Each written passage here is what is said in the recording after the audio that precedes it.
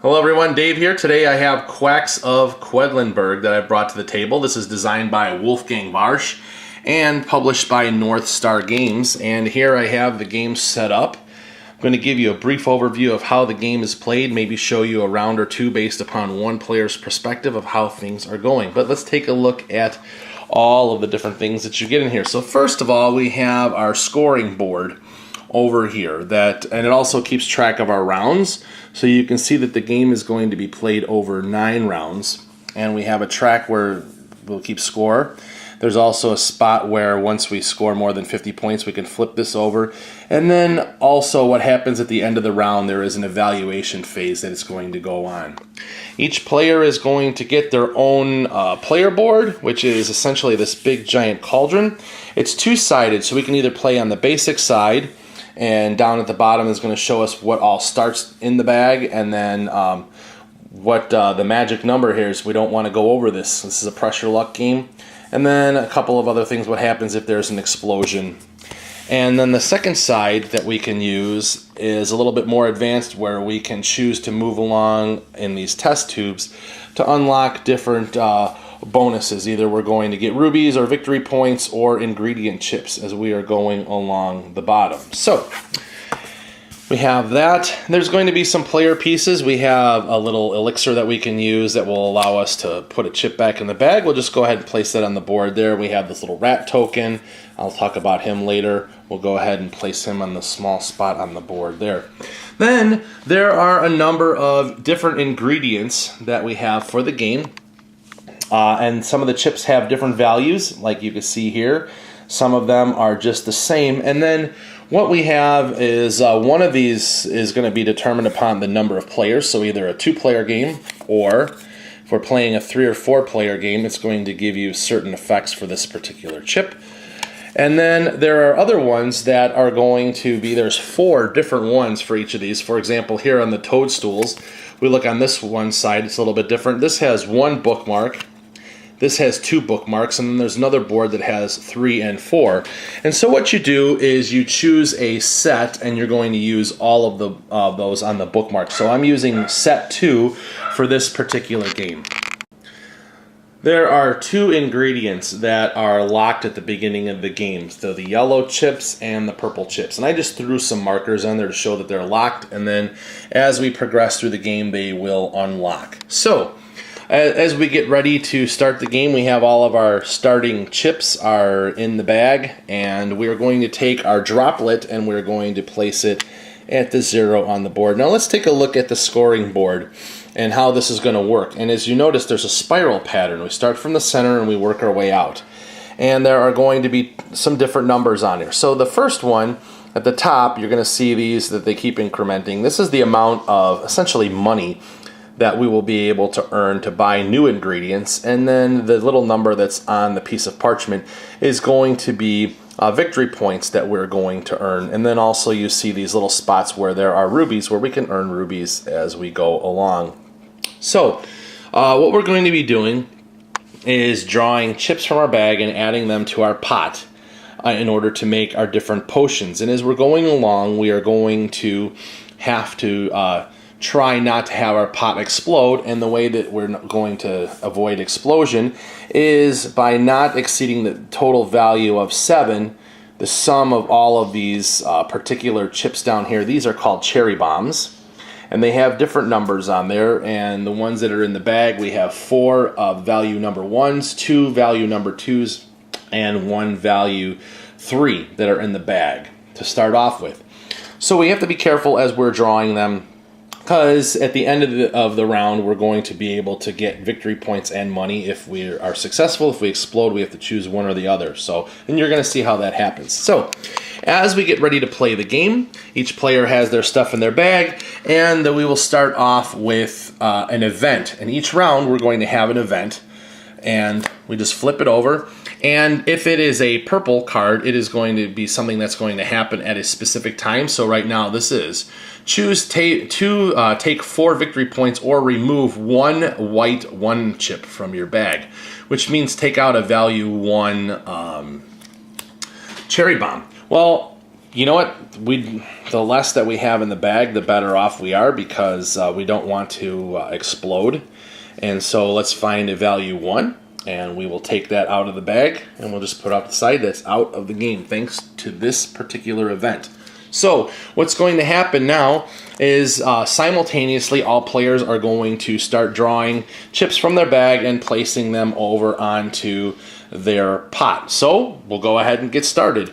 So all the other players are going to be doing the same thing. I'm just going to show you what we're going to do, and we'll talk about some of the decisions that we go along the way. So we're going to reach into the bag, and I'm going to draw out a chip. And the first one that I draw out is a number 1. So it's one of these cherry bombs. So the way this is going to work is, starting from our droplet, we're going to place this number of spaces forward of it equal to this particular value. So this is a number 1 right here.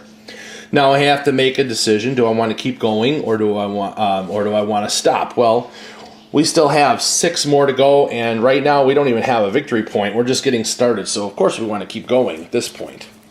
So we'll just draw from the bag, and we'll draw another chip out. This is a 2, and the way this is going to work is we go 1, 2. And we're going to keep going. We're only at a 3 right now. So let's reach into the bag. We'll see what else we can pull out of here. And we have another 1. So this will just go right in front of it. Back in the bag we go. Let's see if we can get something different. Here we have a 3. So we have 1, so we go 1, 2, 3. Let's look at where we're at. We are at 1, 2, 3, 4, 5, 6, 7. So right now we are at 7. If we choose to continue to press our luck and draw another cherry bomb, we're going to explode.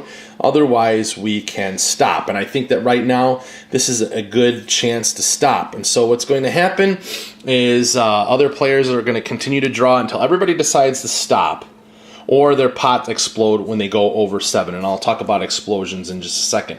So one thing I could choose to do is I could use my elixir to put this particular one back in the bag, but right now I don't have very many chips in the bag, and I'm not really going to get that much further along. I could potentially try to get a green spider, which may give us an additional ingredient. In fact, you know what? Let me think about that. I'm going to go ahead and use this. So what's going to happen is I'll flip this over to show that it's empty, and this 3 will go back into the bag. So we'll put that in there with the rest of the ingredients. We'll shake this up, and we're going to continue on. So I back down only to 4. Now, if that last particular chip was going to cause me to explode, I would not be able to put it back in the bag. So let's see where we're at. We're going to reach in here and draw another chip from the bag, see where we are at. And I'm going to draw this one. And we have a 1, so we'll put that back there. So we are at 1, 2, 3, 4, 5. So now we're really trying. Now we're kind of dangerously close, because right now we have a value 2 and a value 3 cherry bomb still in there, and then also our 2 other chips. I'm going to try and draw one more thing just to see what happens. So I'm going to draw one more chip. Let's see what we're going to get. I'm hoping to get maybe a spider that will get us a good bonus at the end here. So we drew our pumpkin. So that's a 1 there. And we'll just continue to press our luck. Why not? This is a press your luck game. We'll see how this is going to go here. Drawing in the bag. And we have 2. 1, 2. So we are now at 1, 2, 3, 4, 5, 6, 7. Do not want to go any further because I know that we will explode. I'm going to go ahead and stop here. So if all other players have done that, what's going to happen is we will go on to an evaluation phase. So starting with this particular thing, we're going to look and see who all may, or whoever did not explode, which we didn't. We're going to look and see who has traveled furthest along on our scoring track. So right now, the scoring space that we're going to be looking at is right here, meaning we have 9 money, 1 victory point, and a ruby. So assuming that we that we advance the furthest along, we get a chance to roll this bonus die, which this particular result means that we will get one of these pumpkin chips and it will go right into our bag. So we already have an additional ingredient that is going to go in there. Thank you very much. And the next thing that we're going to do is we're going to look and see if we have any of these particular chips that are on our board, and we'll take into account their scoring. So, for example, here we're going to be looking if we draw as many black chips as the other player, we're going to be able to move our droplet forward, which I'll talk about that. And if we draw more black chips than the other player, we get to move our droplet and gain a ruby. The other thing is looking at the spiders. This particular game, for each green chip, if it's the last or next to last, will take additional ingredients. That would have been nice, but I didn't press my luck for that. And then finally we have this purple one where you can exchange purple chips in your pot for indicated bonuses. Well, right now that's not even available. Next, we're going to look and see if our scoring spot has a ruby, which ours does. So we will go ahead and take a ruby and put it in our ruby sack over here. Next, we are going to gain victory points and also money. Now, if we exploded, which we did not, we have our choice to either take the victory points or the money. But since we did not explode, we get both. And so this tells us we either take either or if we explode down here. And if we explode, we are not eligible to roll the bonus die. So at this point, we are going to score 1 victory point. So we will go ahead and put our 1 right there. And then we will also be able to buy new ingredients. So we have 9 to spend. And we could buy 1 or 2 chips. But if we buy 2 chips, they have to be different ones. So if we look at the different costs, we can see what kind of things we have. So this is kind of interesting up here because this one, if we get the black ones, it says if the pot explodes when the next 1, 2, or 4 chips based upon the values, we will get the victory points and money during the evaluation phase, but we will not get the chance to roll the die. So that cost 5. Let's grab one of those. So we'll take a 1 and we put it in our bag. And that leaves us with 4 left to spend. And I think we'll go ahead and maybe we'll take one of these toadstools. Now this is interesting. It says put this chip aside, and after I've stopped drawing, we can choose to either use it this turn or save it for the end of a future turn. So what would happen is we would be able to actually, after we've stopped, we could place 1 more chip. So maybe sometimes you might be 1 spot shy. You could put it down and it'll put you to where you can get a ruby. So let's go ahead and do that. So that is what's going to happen for this particular round.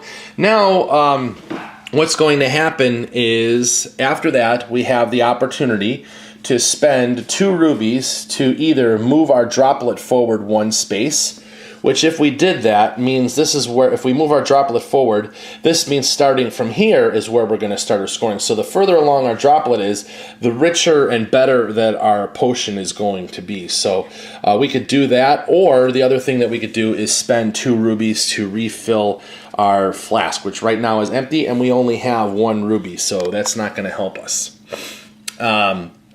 Then what's going to happen is we will take all of these ingredients and we're going to put these back into our bag, and we're going to get ready for the next round. Now, once we start the next round, what we are going to do is we will go ahead and look along the scoring board, and based upon where other players are, so if there was a player up here with 6 points and we were only down at 1, we're going to count the number of rats that are going to be in between, and those are rat tails. We would use our rat tails, and we would then move forward from our droplet. If it was 1, 2, so 1, 2, then this is where we are going to start placing our stuff from that particular round. So it's using like a catch-up mechanic. So that's how that's going to work. Okay. So the next round, we'll go ahead and do 1 more round to show you how this works, and then you'll get the same. It's going to be essentially the same for the rest of the game. So the next thing that we're going to do is we will move our counter over to 2, meaning that we are going to unlock the yellow ingredients. So we'll just go ahead and take this off of there like that. And this is going to say that the next chip that is placed is moved ahead twice as far as the number indicates. It's a multiplier. So that's going to be really, really good. You know, some of these things are going to be nice. You're going to move ahead, move ahead 4 and potentially, get even more if we draw another 4 value chips. So the next thing that we're going to do, draw an event for the next round.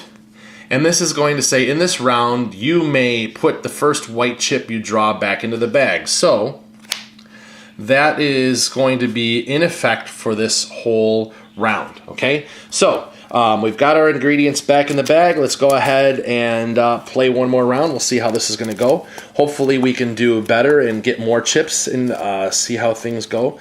So all of the chips are in there, and here comes draw number 1. We have our 1.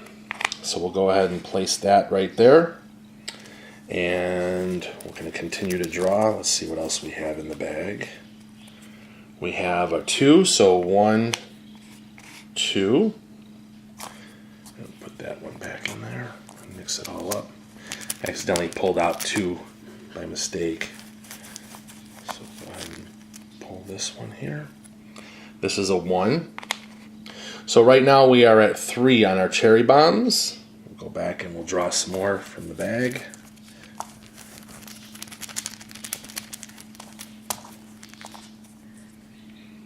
This is a 2, so we're going to go 1, 2.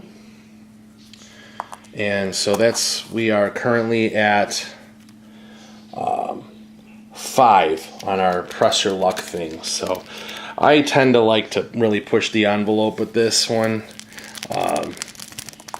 especially early on, because I want to try and get as much stuff as I can. I need to get as much money so I can get better ingredients. Okay, so we have a 1, so this is just going to go on the bag there. I'm kind of hoping for a spider, so maybe I can get an extra ingredient as a bonus here. I don't want to draw that 3 white, because that would be bad for me. So let's see what happens. We have this one here, and this is a 1. So let's see. You know what? I'm going to go ahead and stop here, because I'm going to want to basically get this bonus. So let's assume everybody else stopped rolling. We're going to go through here, evaluate, and see who exploded, who didn't explode. If I had exploded, I would still place that last chip, but then we just look for the scoring evaluation.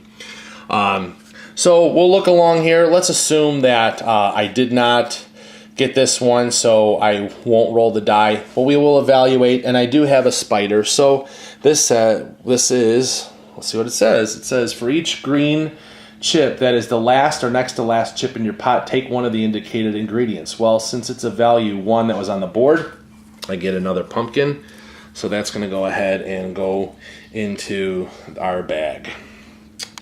Next, we're going to look and see if we get a ruby. Sure enough, we do get a ruby right here. So we'll take a ruby, put it down on our pot there. And then we're going to, again, get victory points and money because we did not explode. So we will get 1 victory point, and we have 9. So we move up to 2. And we will go back, and we have 9 to spend. Let's see. What do we want to spend over here? Well, I like the fact that this is going to double our movement. Let's go ahead and spend our 9 to get one of these yellow guys, and we will put it into the bag. Now, finally, what I can choose to do is I am going to spend my 2 rubies to go ahead and refill my flask. So I will do that. And then we would go through here, take off everything. I could have spent the 2 rubies to advance my droplet if I wanted to, but I didn't. And then we're going to continue to play on through a number of rounds. Each round then will have new events. So, for example, this one, choose take any 1 4 chip or 1 victory point for each rat tail you get this turn. Well, early on, since there's not going to be a lot of rat tails, everybody's going to be pretty close. This may not be a good. This is better to take a 4 chip, especially if you look at some of them that are real expensive. For example, this 4 that costs 19. That 4 costs 19. That 4 costs 18. So you're going to get a really good buy there. Opposed to victory points, if you only have like 1 or 2 rat tails, it's not good. But later on in the game, if you're really far behind, it might be better to take the victory points. So, anyways, there's a whole stack of those to go through, and We're going to go through and play all of these particular rounds, and at the end of the game, whoever has the most victory points is the winner. So you get a chance to see a little bit how the Quacks of Quedlinburg plays. Let's get into the final thoughts. All right, let's talk about the Quacks of Quedlinburg. And you got a chance to see a couple of the early rounds of the game, which you get an idea of how the game is played, but honestly, the game doesn't really ramp up with excitement until later on in the game when you start having a bag full of really, really cool ingredients. So, production quality, really, really, really good rule book. Explains everything in here. I didn't have any questions in playing it. And the nice thing is we have an almanac of all the ingredients, so it tells you what they're called. For example, pumpkin, crow skull. We have our ghost's breath, and then it will explain what further explanation of what all the abilities are based upon the different sets that you use. We have nice thick cardboard on all of these books that we're using, and the player boards are decent. The scoring board is decent. We've got nice wooden pieces.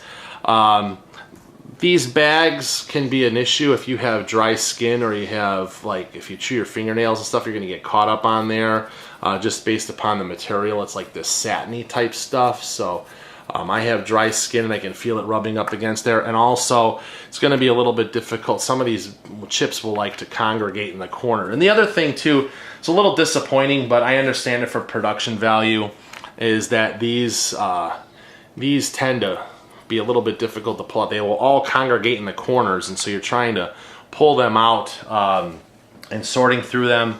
But they all want to congregate in the corners of these bags, and so it can be a little bit of a nuisance pulling them out. But that's kind of a common thing with a lot of these bag builders. If you have the cardboard ones, people have experienced it with Orleans and with Altiplano.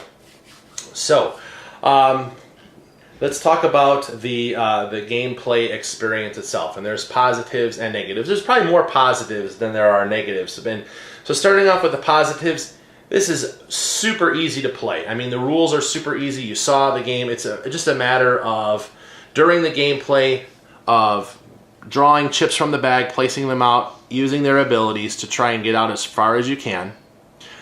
Just keeping track that you don't want to go over 7 with your values of your cherry bombs, because you will explode.